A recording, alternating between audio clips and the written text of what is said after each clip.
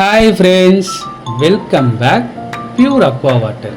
Friends, இன்னைக்கு நம்மளுடைய குடும்பத்தை சேர்ந்த நம்மளுடைய சப்ஸ்கிரைபர் ஒருத்தவங்க இந்த urban black colour arrow purifier machine தான் நம்மள்ட்ட ஆர்டர் பண்ணியிருந்தாங்க. அந்த நம்ம குடும்பத்தை சேர்ந்த சப்ஸ்கிரைபருக்கு நம்ம இன்ஸ்டால் பண்ண தான் இந்த அர்பன் பிளாக் கலரை அவங்க வீட்டுக்கு எடுத்துகிட்டு போயிருந்தோம். ஃப்ரெண்ட்ஸ், இதோட குவாலிட்டி லுக்ஸ் வெரி மாஸாக இருக்கும்.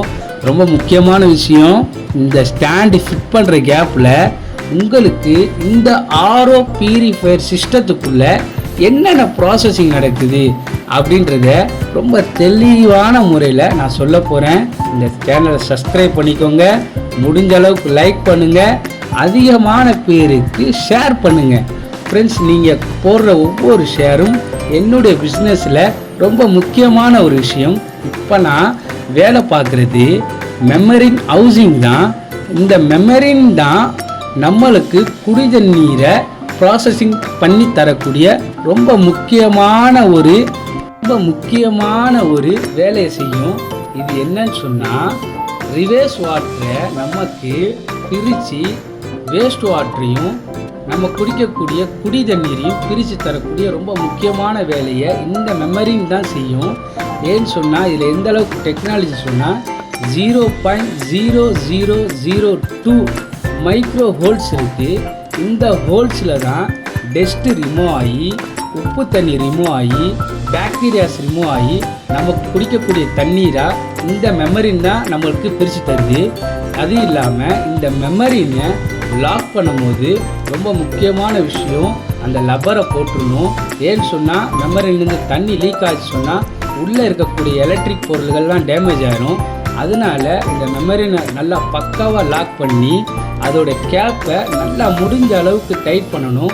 வாட்டர் லீக்கேஜ் ஆகாத அளவுக்கு அதை டைட் பண்ணிடணும். மெமரினை நல்லா டைட் பண்ண பின்னாடி அதுக்கு வர டியூப்பில் நம்ம அதை ஜாயின் பண்ணி மெமரினை அதுக்கேற்ற இடத்துல வைக்க போகிறோம். ஃப்ரெண்ட்ஸ், இதை வச்சதுக்கு அப்புறம் ரொம்ப முக்கியமான விஷயம், நம்ம ஒயரிங் அந்த டியூப்லாம் கரெக்டாக இருக்காதான்ட்டு ஒரு வாட்டி செக் பண்ணிக்கணும். ஏன்னு சொன்னால், மெயினாக அந்த எல்போவிலேருந்து தான் வாட்டர்லாம் லீக்கேஜ் ஆகும். அதனால் அதை கொஞ்சம் பொறுமையாக நம்ம பக்குவமாக ஹேண்டில் பண்ணணும். அதை மாட்டி முடித்த பின்னாடி ஃப்ரெண்ட்ஸ், இப்போ ஃபஸ்ட்டு இருக்கக்கூடிய ஃபில்டர் இருக்குது, அதுதான் கார்பன் ஃபில்டர். அந்த கார்பன் ஃபில்டரில் தான் முதல்ல தண்ணி போய் அதிலிருந்து டஸ்ட்டு ரிமூவ் ஆகி மறுபடியும் பக்கத்தில் இருக்கக்கூடிய செடிமெண்ட் ஃபில்டருக்கு போகும். செடிமெண்ட்லேருந்து பம்புக்கு போய் பம்பிலேருந்து மெமரினுக்கு வரும். மெமரின்லேருந்து தான் 2 தண்ணியாக பிரிஞ்சு அந்த 2 தண்ணி ஒன்று வேஸ்ட் வாட்டராகவும் ஒன்று குடி தண்ணீராகவும் வரும். அந்த குடி தண்ணீர் கார்பன் ஃபில்டருக்கு போய் மறுபடியும் நம்ம குடிக்கக்கூடிய டேங்கில் விடுவோம். ஃப்ரெண்ட்ஸ், இப்போ நம்ம அந்த டேப்பை மாட்டிக்கிட்டு இருக்கோம். அந்த டேபு மாட்டும் போது இந்த தப்பு செஞ்சிடாதீங்க, ரொம்ப டைட் பண்ணிடாதீங்க. மெயினாக சப்ஸ்கிரைப் பண்ணிக்கோங்க.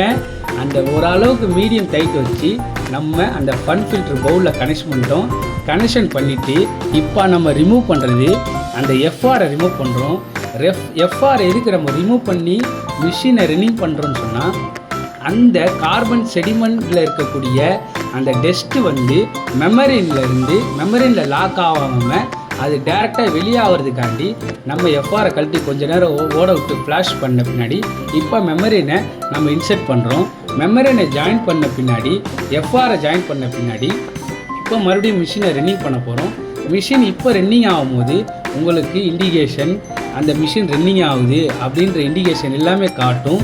ஃப்ரெண்ட்ஸ், எவ்வளோ லுக்காக இருக்குது பார்த்தீங்களா? இந்த மாடல் ரொம்ப குவாலிட்டியாக ரொம்ப மாஸ் லுக்கில் இதோட டிசைன் இருக்கும். ப்ளஸ் எவ்வளோ ஃபோர்ஸாக தண்ணி வருது பார்த்தீங்களா? இதுக்கு என்னன்னு சொன்னால், நம்ம போட்டிருக்க பம்ப்பு தான் ஃப்ரெண்ட்ஸ் 100 GB நம்ம பூஸ்டர் பம்பு போட்டிருக்கோம். ஃப்ரெண்ட்ஸ், இப்போ நம்ம டிடிஎஸ் செக் பண்ணிகிட்டு இருக்கோம். எவ்வளோ இருக்குன்னா 221 இருக்குது. 650 இருந்த டிடிஎஸை 221 கொண்டு வந்திருக்கு. ஃப்ரெண்ட்ஸ், மிஷின் ரெண்டாவ இதோட டிடிஎஸ் குறையும். இப்போ 175 இருக்குது.